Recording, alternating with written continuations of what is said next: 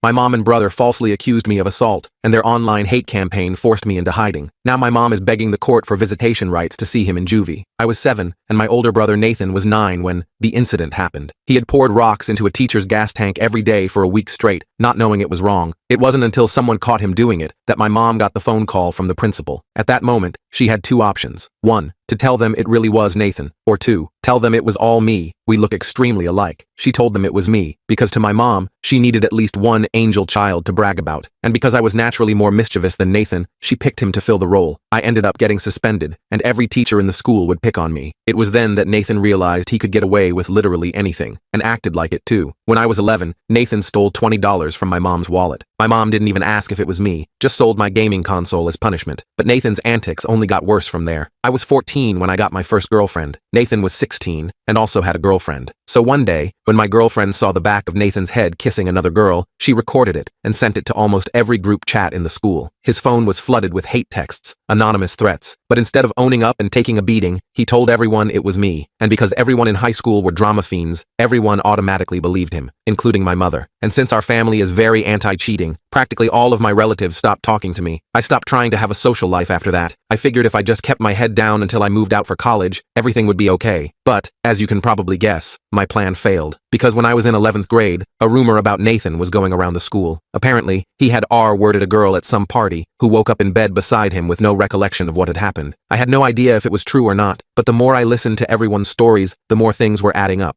I began to hatch a plan to make him confess, but my plans were interrupted, because a week after the rumors were born, people were threatening to beat me up after school. Eggs were thrown at me as I walked home. It wasn't until one guy threw a punch during lunchtime that I realized what was going on. Nathan had somehow convinced everyone it was me. I went home early that day, not knowing what the F to do. I remember living with so much fear, I didn't even want to leave the house. But when the weekend came, things took a dark turn. I got a notification that I was tagged in a post on Instagram. But when I clicked it, my heart dropped. The account was anonymous, but was followed by nearly everyone in school. The caption was my home address, phone number, email, all followed by an in-depth description of who I had violated, and just how I had done it. I almost threw up with stress. My hands and feet were ice cold. I tried to scroll through my WhatsApp to see if there was anyone I could reach out to, but there was only one. The only person who didn't blame me for Nathan cheating on his girlfriend. My dad. I hadn't spoken to him in almost 10 years, but when I called, the first thing he asked was if I wanted to come over, and he'd pay for the Uber. I breathed a sigh of relief and left immediately. On the way there, I passed by 4 Toyota Corollas filled with angry 18-year-olds, all heading towards my house. Luckily, they didn't see me, and I knew I would be staying at my dad's for a while. When I got there, he didn't even ask why I had reached out. He just gave me a big hug and played Polar Express on the TV, my favorite Christmas movie from when I was 5. But the second Tom Hanks started narrating, I burst into tears. Tears soon turned into hyperventilation, and within 2 minutes, I was having a full-blown anxiety attack. I couldn't even speak, and just showed him the Instagram post. "Son, I know you wouldn't do that," he said. It was the first time someone had seen the good in me. I immediately calmed down, and he continued speaking. Apparently, my mom had always treated Nathan a lot better, and my dad always tried to stand up for me. But things quickly escalated, and whenever my dad would defend me, my mom would get violent, which was the reason for their divorce. I told him my mom said he used to hit her, which is why I never reached out. He just nodded, but the look in his eyes told me he understood and forgave me. It was the most love I had been shown in my life, so I started crying again. My dad assured me not to worry because he would handle everything, and I was in safe hands. I smiled, because back then, I didn't understand the weight of his words. I didn't know just how seriously he had meant them. He protected me so well that I didn't find out what he had done to Nathan and my mom until it was too late to be undone. I spent that first night at my dad's place just sleeping, like a real deep sleep I hadn't had in years. When I woke up Sunday morning, I had 37 missed calls and over 100 texts. Most were from guys at school threatening me. A few were from my mom demanding to know where I was. I turned my phone off and walked to the kitchen. My dad was making pancakes like it was a totally normal Sunday. He asked if I wanted chocolate chips in mine, and I almost started crying again. I couldn't remember the last time someone had cooked breakfast specifically for me. "We should probably talk about what's going on," he said, while I stuffed my face with pancakes. "But only when you're ready." I told him everything, not just about the recent stuff with Megan, but all of it. Every time Nathan had blamed me for something, every punishment I'd taken for him, every friend I'd lost. My dad just listened, occasionally asking questions, but never doubting me. When I finished, he looked really sad. "I knew your mother favored him, but I had no idea it had gotten this bad," he said. He explained that after the divorce, he'd tried to get custody of both of us, but my mom had convinced the judge he was dangerous. She had even coached Nathan to say Dad had yelled at us a lot. I was too young to testify, so I just went where my my mom took me. What do we do now? I asked. I can't go back to school. Everyone thinks I'm some kind of monster. My dad thought for a minute. First, we need proof it wasn't you. Then we deal with Nathan. I wasn't sure what he meant by deal with Nathan, but honestly, I was just relieved someone was helping me. We spent Sunday figuring out where I'd been the night of Jake's party. I remembered I'd ordered pizza, so we found the receipt in my email. It was delivered at 9:30 p.m., right when people said the incident with Megan happened. I also had achievement timestamps from my PlayStation, showing I was playing Skyrim until 2 a.m. Monday morning, my dad called the school and told them I wouldn't be coming in for a while due to safety concerns. The attendance lady didn't seem surprised. Apparently, several parents had already called demanding the school do something about that Williams boy, meaning me. My dad took the day off work and helped me create a private Instagram account. We collected all my evidence, the pizza receipt, game timestamps, screenshots of texts I'd sent that night, and posted it all with a simple message. I wasn't at Jake's party. I was home playing video games. Whoever hurt Megan, it wasn't me. I sent the link to the 5 people from school who hadn't completely turned against me. They weren't really friends, just people from computer club who were neutral in all the drama. I asked them to share it if they believed me. By that afternoon, I had messages from 2 of them saying the post was spreading. A few people were starting to question the story. It wasn't much, but it was something. Tuesday, my dad went back to work, and I stayed in his apartment all day, alternating between anxiety and boredom. Around lunchtime,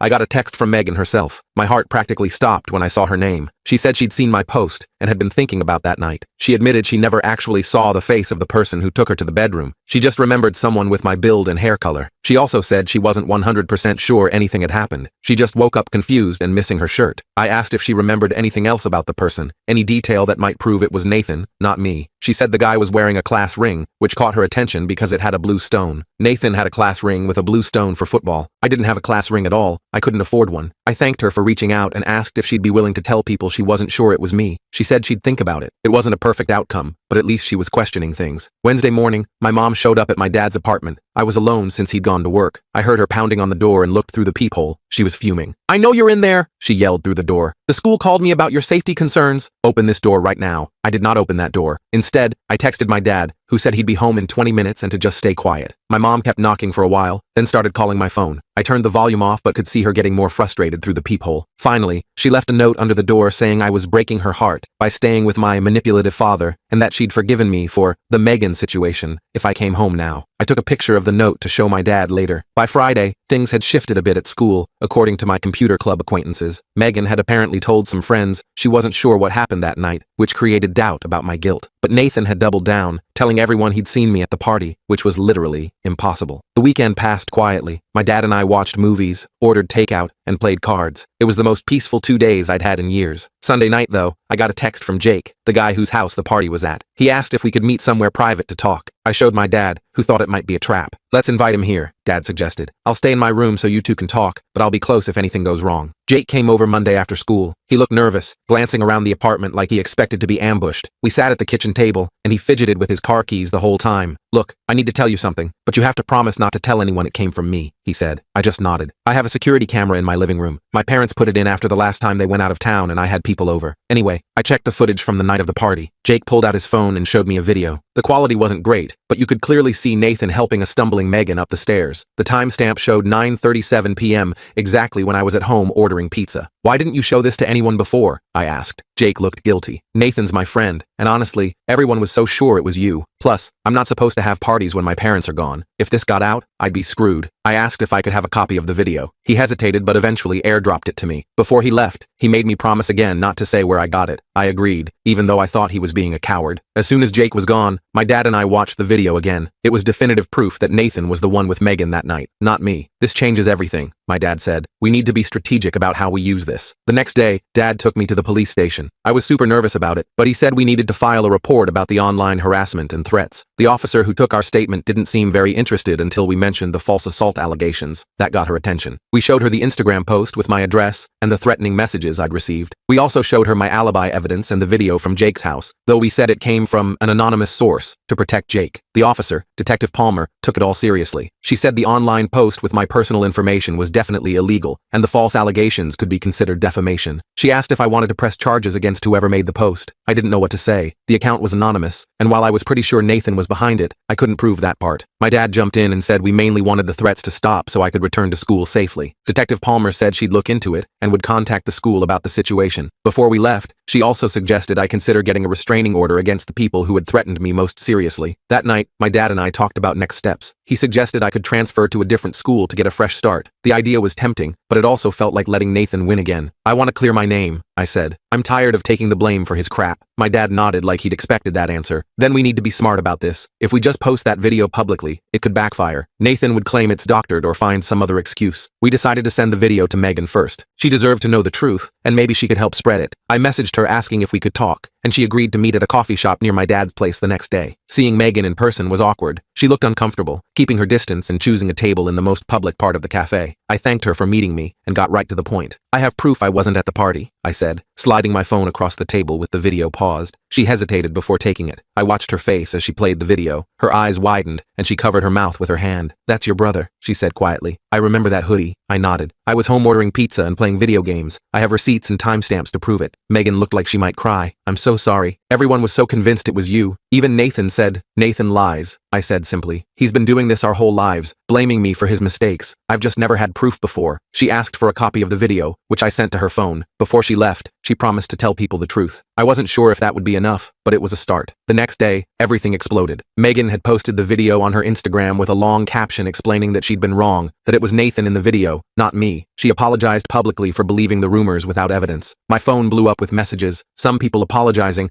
others accusing me of manipulating Megan or doctoring the video. Nathan texted me too. You're dead when I find you. I showed my dad the threat, and he immediately called Detective Palmer. She said she'd handle it and recommended I stay away from school another day. That evening, my mom showed up at my dad's place again, this time with Nathan. They pounded on the door, yelling about the lies I was spreading. My dad called the building security, who made them leave, but not before Nathan shouted that he'd make me pay for ruining his reputation. The next morning, Detective Palmer called with news. The school had suspended Nathan pending an investigation, and they were reviewing the incident with Megan with potential disciplinary action. Additionally, they'd identified the person who created the anonymous Instagram account, not Nathan, surprisingly, but his friend Tyler, who admitted Nathan had put him up to it. The school wants to meet with you, your parents, and their counselor before you return, Detective Palmer explained. They're concerned about your safety and want to put some protections in place. My dad agreed to the meeting, but insisted my mom not be present. The detective hesitated but said she'd see what she could do. The meeting was scheduled for the following Monday. The weekend was stressful. Nathan kept creating new accounts to send me threatening messages, and my mom alternated between pleading for me to come home and accusing me of trying to destroy her beautiful family. My dad stayed calm through all of it, helping me block accounts and documenting everything for Detective Palmer. Sunday night, he ordered my favorite pizza, and we watched stupid comedies until I fell asleep on the couch. Monday morning, we went to the school. The principal, Mr. Reynolds, met us in the conference room along with the school counselor, Ms. Chen, and Detective Palmer. My mom wasn't there, which was a huge relief. First, I want to apologize, Mr. Reynolds said. We should have investigated more thoroughly before allowing this situation to escalate. We failed you. Ms. Chen explained that they had spoken with several students who confirmed Nathan had been telling people it was me at the party. They had also reviewed the evidence I'd provided proving my alibi. We believe you were falsely accused, she said. We're prepared to make accommodations to ensure your safety when you return. The accommodations included changing my schedule to avoid classes with Nathan, providing a private space for lunch if needed, and having teachers check in regularly. They also said Nathan would remain suspended until the disciplinary board made a final decision. I asked what would happen to the guys who had threatened me. Mr. Reynolds assured me they were also facing consequences, though he couldn't give specifics due to privacy policies. Before we left, Detective Palmer pulled us aside. Tyler has agreed to cooperate fully. He's provided texts from Nathan instructing him what to post about you. This strengthens your case significantly. I felt a strange mix of vindication and dread. It was good to have proof, but I knew this wouldn't be the end of it. Nathan wouldn't just accept defeat and leave me alone. I was right. That night, Nathan showed up at my dad's apartment alone. He wasn't yelling this time. He asked calmly if we could talk. My dad was hesitant, but agreed to let him in after checking that he was actually alone. Nathan sat on our couch looking like he'd aged 10 years. His eyes were red,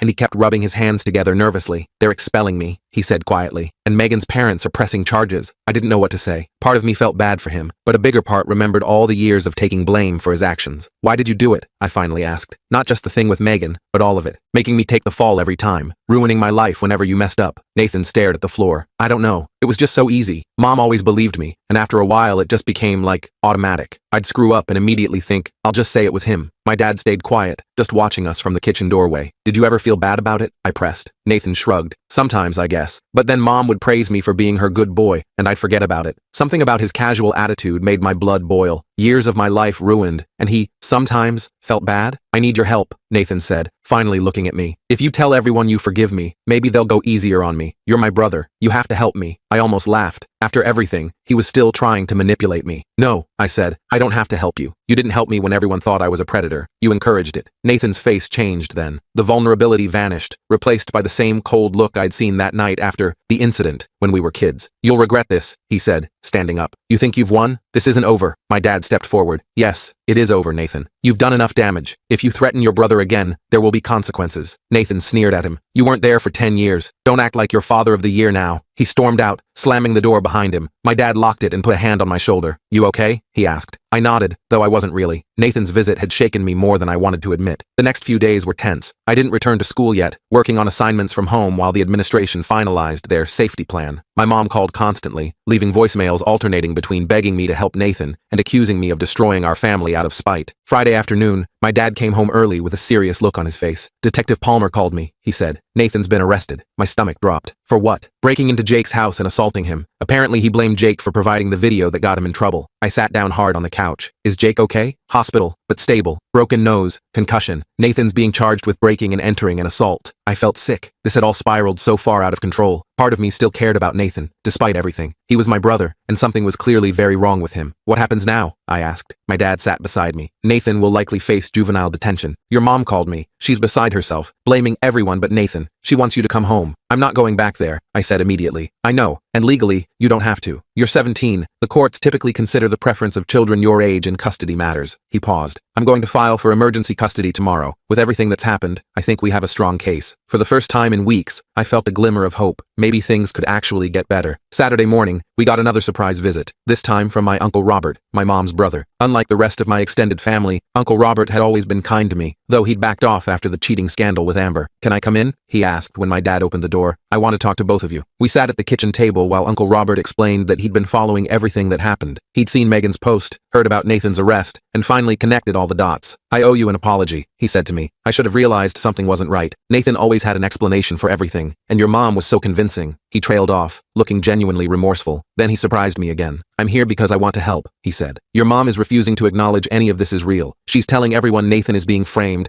and that you've manipulated the whole situation. My heart sank. Of course she was. I've spoken to Grandma and the rest of the family, Uncle Robert continued. I showed them the evidence, the video, the Instagram posts, everything. They're starting to understand the truth. I hadn't expected that. I'd assumed my entire extended family was a lost cause. What does this mean? My dad asked. Uncle Robert sighed. Your mom needs help. Professional help. I've tried talking to her, but she refuses to listen. I think she might have some mental health issues that have gone untreated for a long time. That made sense, though I'd never thought about it that way before. My mom's behavior had always seemed irrational, but I'd just accepted it as normal because it was all I knew. I want to testify at your custody hearing, Uncle Robert said. I want to tell the judge what I've observed over the years, if that's okay with both of you. My dad looked surprised but nodded. That would be incredibly helpful. Before Uncle Robert left, he gave me a hug and apologized again. He promised the family would make it up to me. I wasn't sure what that meant, but it felt good knowing not everyone had abandoned me. Sunday night, I got a text from Amber, my ex-girlfriend from freshman year. She said she'd seen Megan's post and realized she might have misjudged me too. She apologized for not giving me a chance to explain back then. I appreciated her message, but told her it was too little, too late. Maybe that was petty, but after everything I'd been through, I felt entitled to a little pettiness. Monday morning, my dad and I went to the courthouse for the emergency custody hearing. I was nervous, bouncing my leg the entire drive there. My mom would be there, and I hadn't seen her since she'd shown up at our door with Nathan. The courtroom was smaller than I expected. My mom was already there with her attorney. She tried to approach me when we walked in, but the bailiff stopped her. She looked terrible, hair unwashed, dark circles under her eyes. Despite everything, I felt a twinge of concern. The hearing was surprisingly quick. My dad's lawyer presented the evidence, the false accusations, the documented pattern of my mom favoring Nathan, the recent arrest, and the threatening messages I'd received. Uncle Robert testified, describing how my mom had always pushed the Nathan is perfect narrative and punished me for things I hadn't done. The judge asked me directly if I wanted to live with my dad. I said yes, without hesitation. She then asked if I wanted any contact with my mom. That was harder to answer. Maybe eventually, I said, but not right now. I need some space. The judge nodded like she understood. She granted my dad temporary full custody, with the possibility of revisiting visitation with my mom after 3 months of family counseling. As we were leaving, my mom tried to talk to me again. The bailiff let her approach this time. This isn't over, she said, echoing Nathan's words from earlier. You've turned everyone against me. My own family, my own son. My dad started to intervene, but I held up my hand to stop him. No, Mom, you did this yourself. You chose Nathan over me again and again. You let him hurt me. You helped him hurt me. I felt tears forming but pushed them back. I hope you get help. I really do, but I can't be around you right now. I walked away before she could respond. In the parking lot, my dad put his arm around my shoulders. I'm proud of you, he said simply. That afternoon, we met with Ms. Chen at school to finalize my return. With Nathan in juvenile detention and a restraining order in place, the immediate safety concerns were addressed. They'd also spoken to my teachers about the situation, so I wouldn't have to explain myself repeatedly. We can't control what other students say, Ms. Chen warned, but we've made it clear that harassment of any kind won't be tolerated. My first day back was Wednesday. It was weird and awkward, but not as bad as I feared. People stared and whispered, but no one approached me directly. A few people from computer club sat with me at lunch, acting like nothing had happened. I appreciated their silent support more than they knew. By Friday, things were starting to feel almost normal. Some teachers even went out of their way to be nice to me, which was a new experience. After school, Jake was waiting by my locker. His face was still bruised from Nathan's attack, with a bandage across his nose. Hey, he said awkwardly. I just wanted to say sorry for not coming forward sooner. I was scared of losing friends, which is pretty pathetic compared to what you went through. I told him it was okay. He'd eventually done the right thing, which was more than most people. Also, he added, there's going to be a party at my house next weekend. A proper one this time, my parents approved. You should come. I was surprised by the invitation. I'll think about it, I said, though I wasn't sure I was ready for parties yet. That night, I told my dad about Jake's invitation. He seemed pleased. It's good to have options, he said. You don't have to go if you're not comfortable, but it's nice to be included. I nodded, feeling strangely emotional. It's weird. For so long, I was just trying to survive until I could escape to college. Now I'm thinking maybe high school doesn't have to be completely awful for the next year and a half. My dad smiled. It doesn't, and whatever happens, we'll handle it together. I believed him. For the first time in years, I felt like I had a real future, one that wasn't defined by Nathan's lies or my mom's favoritism. The road ahead wouldn't be easy. Nathan would eventually get out of juvenile detention. My mom would probably keep trying to contact me, but I wasn't alone anymore. I had my dad, Uncle Robert, maybe even some friends eventually. I went to bed that night feeling something unfamiliar. Hope. Not just for escape, but for actual happiness. I didn't know exactly what my dad had planned for Nathan and my mom long term, but whatever it was, I trusted him to protect me. After all, he was the only one who ever had. The custody hearing was over, but I still felt on edge every time my phone buzzed. Part of me expected to see Nathan's name pop up with new threats, even though he was in juvie and technically couldn't contact me. My dad noticed me jumping at notifications and suggested I change my ringtone to something less startling. Maybe something from that game you're always playing, he said one night while cooking dinner. It was a small thing, but it showed he was paying attention. I switched to the Skyrim level up sound, which made me smile whenever I heard it. A couple weeks after returning to school, things started to feel almost normal. Some kids still whispered when I walked by, but most had moved on to fresher drama. I even made a few actual friends in computer club, not just acquaintances who tolerated me, but people who invited me to join their Discord server and asked for my opinion on stuff. Jake kept checking in with me too. His face was healing up, and he'd become weirdly protective. When some senior made a comment about me in the cafeteria, Jake immediately shut him down. I didn't need protecting, but it was nice knowing someone had my back. One Friday after school, Uncle Robert called and asked if I wanted to come over for dinner that weekend. Grandma will be there, he added. She's been asking about you. I hadn't seen my grandma since before the whole mess started. The idea made me nervous, but my dad encouraged me to go. Family connections are important, he said. The ones worth keeping anyway. Uncle Robert picked me up Saturday evening. The car ride was a bit awkward at first, but he filled the silence by updating me on random family news. My cousin getting into college, my other uncle buying a boat, normal stuff that had nothing to do with Nathan or my mom. When we got to his house, Grandma was already there, sitting in her usual armchair. She stood up when she saw me, her eyes watery. There's my boy, she said, opening her arms. I hesitated for a second before hugging her. She felt smaller than I remembered, more fragile. I'm sorry, she whispered against my shoulder. I should have known better. That simple apology hit me harder than I expected. I had to blink back tears as we sat down for dinner. Through the meal, no one mentioned Nathan or my mom directly, but Grandma did ask how things were going with my dad. Really good, I told her. He's teaching me to drive on weekends. She nodded approvingly. Your grandfather taught me to drive, you know. Said I was a natural. After dinner, Uncle Robert pulled me aside. Your mom's been calling everyone in the family, he said quietly. She's trying to get people on her side for the permanent custody hearing. My stomach clenched. Is it working? He shook his head. Not like she hopes. Most people have seen the evidence, and Nathan's arrest was the final straw for many of us. Before I left, Grandma pressed something into my hand, a small key on a chain. This is for your grandfather's tackle box, she explained. He always meant for you to have his fishing gear when you were old enough. I think it's time. I knew what the gesture meant. In our family, Grandpa's fishing gear was practically sacred. It was her way of saying I was still part of the family, the real family, not whatever twisted version my mom had created. The next court date was set for 3 months out. My dad and I both started seeing therapists, him individually, and me with both individual and group sessions for teens dealing with family issues. I was resistant at first, but my therapist, Dr. Melissa, was surprisingly cool. She didn't make me talk about my feelings right away, just let me rant about video games until I felt comfortable. Your brother's actions reflect his issues, not your worth, she told me during one session. And your mother's inability to see the truth isn't your responsibility to fix. It sounded simple when she said it, but actually believing it was harder. 17 years of being the family scapegoat doesn't disappear overnight. Meanwhile, my dad was handling the legal stuff with his attorney. They were pushing for permanent full custody with supervised visitation for my mom, contingent on her completing therapy. I wasn't sure how I felt about seeing her at all, but Dr. Melissa said I didn't need to decide right away. April rolled around, and we got news that Nathan was being released early from juvenile detention for good behavior. My dad immediately called our attorney, who assured us the restraining order was still in effect. Nathan couldn't come within 500 feet of me or contact me in any way. What if he just shows up at school? I asked, panic rising in my chest. He won't be returning to your school, my dad explained. Part of his release conditions include attending a different school and continuing mandatory counseling. I wasn't fully convinced. Nathan had never been good at following rules. The night before his release, I barely slept, imagining him showing up at my dad's apartment or waiting for me after school. But days passed with no sign of him. According to Uncle Robert, Nathan was living with my mom again, but keeping a low profile. The rumors at school said his college prospects were basically ruined, which I couldn't bring myself to feel bad about. He'd nearly ruined my entire life. In May, just when I was starting to relax, I got called to the principal's office during third period. My heart started racing immediately. Had something happened? Was Nathan at the school? When I walked in, Mr. Reynolds was sitting with a police officer I didn't recognize. My mouth went dry. Don't worry, you're not in trouble, Mr. Reynolds said quickly. Officer Garcia just has some questions about a statement your mother made. The officer explained that my mom had filed a report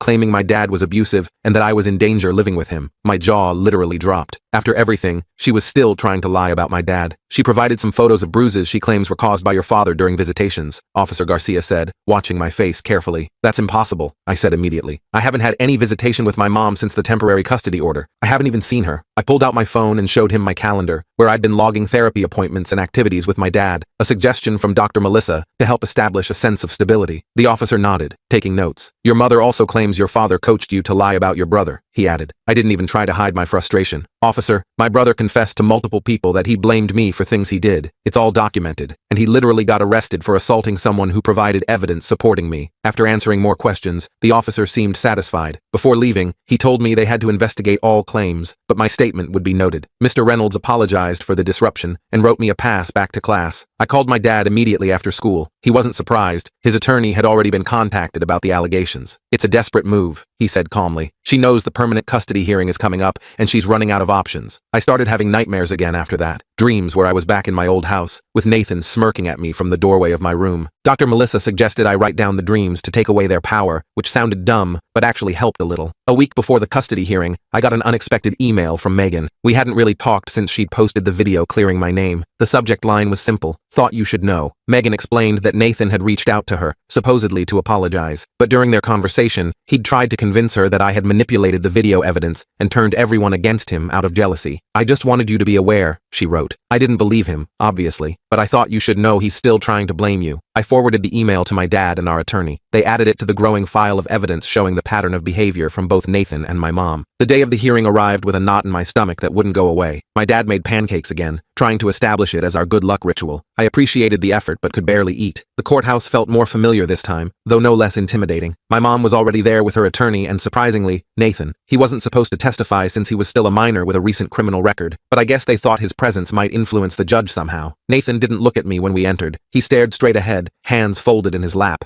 My mom, on the other hand, kept trying to catch my eye, giving me these pleading looks that made my skin crawl. The hearing started with my dad's attorney presenting the evidence we'd gathered since the temporary order, including my consistent attendance at therapy, improved school performance, and stable home environment. Then came the bombshell. She introduced Megan's email and 3 similar messages from other students, all showing Nathan's continued attempts to blame me. When my mom's attorney cross-examined my dad, he tried to paint him as an opportunist who had swooped in after years of absence. My dad stayed calm, explaining that he'd sent birthday cards, Christmas gifts, and child support consistently for 10 years, despite being blocked from seeing me. I never stopped trying to be part of my son's life, he said. I just wasn't allowed to be. They called me to testify next. I'd practiced with Dr. Melissa, but my hands still shook as I took the oath. The judge, a different one from the emergency hearing, asked me to describe my current living situation and how I was adjusting. It's good, I said, trying to sound more confident than I felt. I have my own room, I'm doing better in school, and I'm making friends again. My dad and I cook dinner together most nights, and he's teaching me practical stuff like changing oil in a car. My mom's attorney tried to get me to admit I missed my family, that I was just angry and would get over it eventually. I took a deep breath before answering. I do miss parts of my old life. I admitted, but I don't miss being blamed for things I didn't do. I don't miss being punished for Nathan's mistakes, and I don't miss my mom choosing him over me every single time. I saw my mom flinch from the corner of my eye, but I kept going. My dad believes me when I tell him the truth. He doesn't assume I'm lying. Do you know how huge that is after living your whole life with people assuming the worst about you? The judge asked if I wanted any contact with my mother or brother. Maybe someday with my mom, if she gets help and actually acknowledges what happened, I said. But not with Nathan, not after everything. As I stepped down,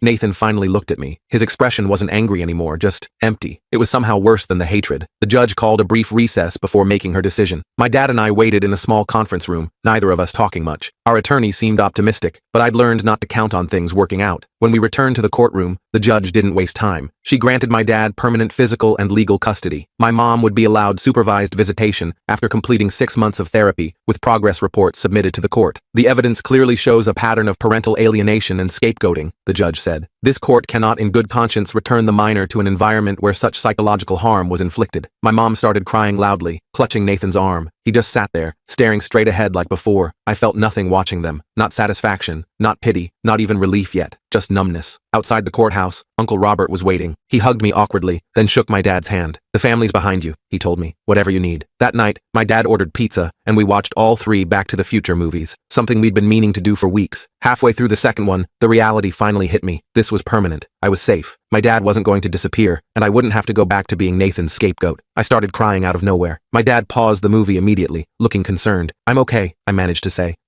I keep waiting for something to go wrong." He nodded like he understood completely. "It's going to take time to trust that you're really safe. That's normal." The next few months were uneventful, which was exactly what I needed. Nathan apparently got accepted to some small college across the country. Uncle Robert told me his grades had always been decent enough, and my mom had hired some kind of consultant to help with applications. I tried not to think about him starting fresh somewhere where no one knew what he'd done. My mom completed her court-ordered therapy and requested a visitation. I wasn't ready, and my dad supported my decision to wait. "Healing happens on your timeline, not hers," he said. By the time senior year started, my life had transformed. I had actual friends. Teachers knew me as my own person, not as Nathan's troubled brother. I even started dating a girl from computer club named Riley, who couldn't care less about my family drama. One October afternoon, I came home from school to find my dad sitting at the kitchen table with a serious expression. "Your mom called," he said. "Nathan's been expelled from college. Apparently he tried the same routine there, blamed his roommate for stealing from the cafeteria. Only this time, there were security cameras." I sat down slowly. "What does she want?" "For you to talk to him. She thinks you could help him understand the consequences of his actions." I actually laughed out loud. "She wants me to teach Nathan about consequences? After she spent years making sure he never faced any?" My dad just shrugged. "I told her it wasn't your responsibility. I just thought you should know." I thought about it that night while working on college applications. My top choice was a school in California, about as far from our hometown as I could get while staying in the country. I wondered if Nathan felt any remorse, or if he was still convinced he was the victim somehow. The next day, I asked Dr. Melissa what I should do. We'd cut back to monthly sessions, but I still valued her perspective. "Do what feels right for you," she said. "Not what your mother wants, not what anyone else expects. What do you need?" I thought about it for a week before making my decision. I wrote Nathan a letter, not offering forgiveness or help, just explaining exactly how his actions had affected me throughout my life. I didn't send it expecting a response. I wrote it for me, to release the last bits of anger I was holding on to. Nathan never replied, which didn't surprise me. My mom reached out to ask if I'd reconsider meeting with them. I declined politely, but firmly. The rest of senior year flew by. I got accepted to my top choice college with a partial scholarship. Riley got into a school about an hour away from mine, and we made tentative plans to visit each other. My dad started teaching me about budgeting and other adult stuff I'd need to know. Graduation day arrived with beautiful weather and a weird mix of emotions. My dad, Uncle Robert, Grandma, and a couple other relatives came to watch me walk across the stage. As I sat waiting for my name to be called, I spotted my mom slipping into the back of the auditorium. She didn't try to approach me afterward, just gave a small wave from a distance before leaving. That summer was the best of my life. I worked at a local computer repair shop, spent weekends fishing with my dad using Grandpa's old gear, and actually felt excited about the future. The nightmares stopped completely. A week before I left for college, Jake threw a going-away party for everyone heading out of town. It wasn't anything wild, just pizza, video games, and people signing yearbooks they forgot to sign before summer. As I was saying my goodbyes, Jake pulled me aside. "You know, when all that stuff happened last year, I never thought we'd end up actual friends." "Me neither," I admitted. "I was just trying to survive high school." He laughed. "Well, you did more than survive. You basically conquered it." Driving to California with my dad, I watched our hometown disappear in the side mirror. I didn't feel sad leaving it behind. My dad and I had already planned his visits for Parents' Weekend and Thanksgiving, setting up my dorm room, meeting my roommate, buying textbooks. It all felt surreal. No one here knew about Nathan or my mom or any of my history. I was just another freshman finding my way. My dad helped me unpack everything, then took me grocery shopping to stock my mini fridge. Before heading back to his hotel, he handed me a small wrapped package. A going-away present, he explained. Inside was a framed photo of us from my graduation, both smiling like idiots in the sunny backyard. In the corner, he'd written, "The first of many proud moments to come." I didn't know what would happen with my mom or Nathan in the future. Maybe someday, I'd be ready to have them in my life again, or maybe not. What I did know was that I wasn't defined by their choices anymore. My dad had shown me what real family support looked like, and I was finally free to become whoever I wanted to be. After my dad left, my roommate asked if I was close with my family. With my dad, I said simply, he's always had my back, and that was the truth that mattered most.